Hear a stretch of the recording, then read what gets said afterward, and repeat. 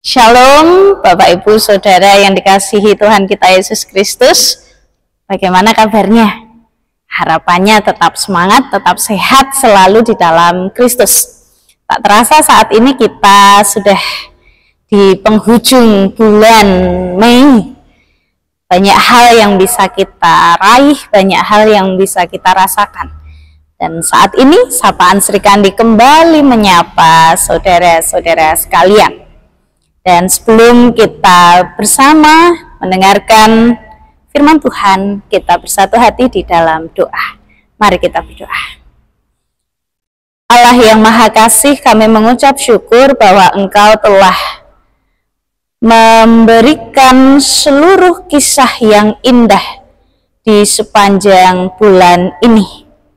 Itu semua karena kasih Tuhan, dan kami hendak mendengarkan sabda Tuhan yang boleh menyapa kami. Tuhan, bersabdalah kepada anak-anak-Mu, dan melalui hamba-Mu yang akan menyampaikan pesan-Mu, Tuhan pun juga memberkati. Kami siap untuk mendengarkan, di dalam nama Tuhan Yesus kami telah berdoa. Amin. Ibu, Bapak, dan Saudara yang dikasihi Tuhan kita Yesus Kristus, marilah kita bersama merenungkan sabda Tuhan yang terambil dari bacaan Amsal pasal 4 ayat 23. Amsal pasal 4 ayat 23. Jagalah hatimu dengan segala kewaspadaan, karena dari situlah terpancar kehidupan. Jagalah hatimu dengan segala kewaspadaan, karena dari situlah terpancar kehidupan. Jemaat yang terkasih, ada sebuah ungkapan demikian. Dalamnya laut dapat diduga, dalamnya hati siapa yang tahu. Merupakan ungkapan yang seringkali kita dengar. Menurut saudara, apakah yang harus dijaga dalam hidup ini? Seringkali kita mendengar yang harus dijaga adalah pikiran, kemudian kesehatan. Dan melalui ungkapan tadi, ternyata salah satu hal yang perlu kita jaga yaitu hati. Seperti ungkapan tadi, dalamnya laut dapat diduga, dalamnya hati siapa yang tahu. Karena hati merupakan salah satu komponen yang penting di dalam tubuh kita. Fungsinya pun juga baik untuk keutuhan tubuh kita. Hati di sini merupakan salah satu yang memang perlu kita jaga. Jika hati kita bersih, maka bersih pula pikiran kita. Jika pikiran kita bersih, maka bersih pula perkataan kita. Jika perkataan kita bersih, maka bersih pula perbuatan kita. Ternyata hati yang kita jaga akan berpengaruh pada perkataan dan perbuatan kita. Mari kita cek diri kita masing-masing. Apa yang kita perkatakan, apakah sudah perkataan yang baik, yang membangun, yang memberi semangat, atau justru sebaliknya? Apakah perbuatan kita juga demikian? Nah, kalau belum baik, mari kita cek hati kita. Bisa saja hati kita sedang sedih. Bisa saja hati kita sedang terluka, kecewa, sehingga mempengaruhi perkataan bahkan perbuatan kita ketika berjumpa dengan orang lain.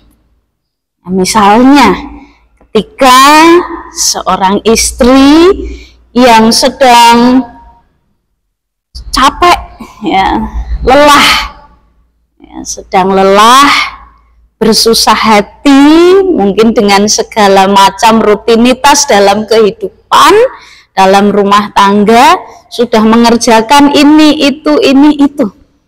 Kemudian ketika anak-anak atau suami pulang sampai di rumah, ya, padahal rumah sudah dibersihkan, sudah berlelah-lelah, kemudian ada yang menaruh sepatu atau menaruh tas tidak pada tempatnya. Wah, ya, karena kesal, ya, karena capek, lelah, hati begitu lelah, letih, ya, hatinya kemudian menjadi marah.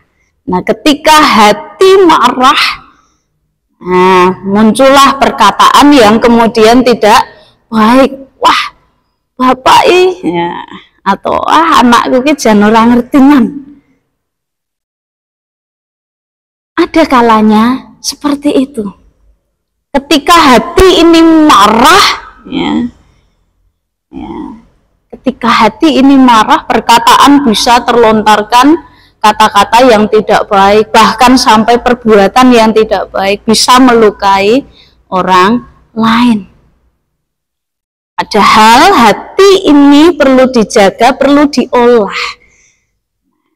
Cara mengolahnya, kita senantiasa mengingat akan kewaspadaan diri, penguasaan diri, itu sangat penting. Penguasaan diri sangatlah penting. Kita bisa mengubah hati yang tadinya mau marah, ya, sedikit-sedikit kita mengambil napas panjang. Ketika melihat situasi yang seperti tadi, wah, pengennya marah, ya, kan capek, ya, tubuh ini capek, hati pengennya marah. Kita olah, tarik napas panjang, kemudian kita bisa sabar, ya, kemudian mengungkapkan kata-kata yang baik. Yuk ditata. Nah, ini tempatnya di mana? Yuk diingat-ingat, yuk ditaruh di sana. Ya, mungkin bukan sesuatu hal yang mudah, apalagi yang sifatnya spontanitas. Wah, pengennya meluap-luap, ya. Tetapi ketika kita mengingat Amsal 4 ayat 23, ternyata kita diajak untuk menjaga hati dengan segala kewaspadaan. Nasihat yang diberikan sungguhlah indah, karena akan banyak hal yang terjadi di dalam kehidupan ini yang tak terduga.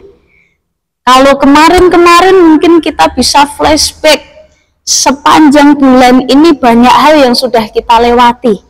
Mungkin mengolah raga kita, mengolah rasa kita, pasang surut pasti ada, ya. Tetapi marilah kita mengingat bahwa Tuhan selalu berada di dekat kita, mau mengingatkan kita.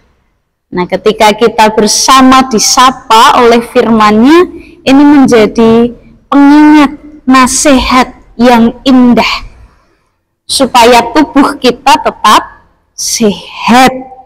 Ya, kita pun juga mengingat dalam Amsal 17 ayat 22.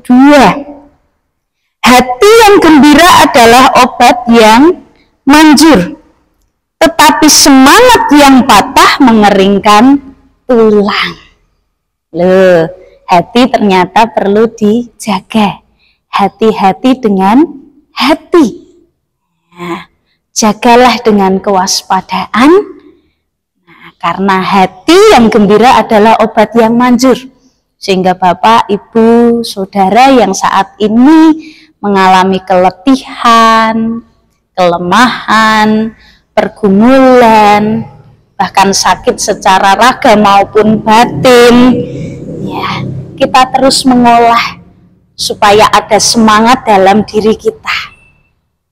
Kegembiraan itu perlu diupayakan, dan itu semua bisa kita cari hanya terus mendekat kepada Tuhan. Kita terus memuji nama Tuhan.